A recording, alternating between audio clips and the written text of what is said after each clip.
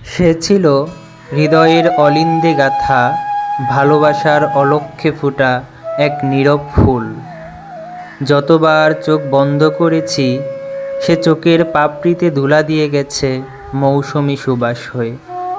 আমি তার নাম দিয়েছিলাম অমরতা, কারণ তার চোখে ছিল অসীমের ইশারা, আর হাসিতে চিরন্তন বসন্তের প্রতিশ্রুতি। প্রথমে সে ছিল রঙিন বসন্তের মতো, কথায়, হাসিতে আর নিঃশ্বাসের মৃদু কম্পনে।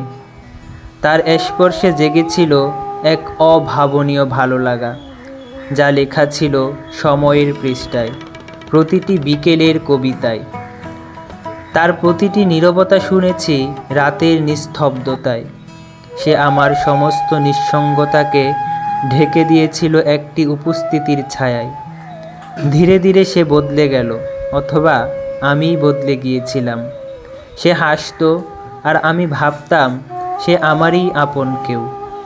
কিন্তু একদিন সেই হাসি নিঃশব্দে বলে গেল, আমি কারো প্রিয় নই।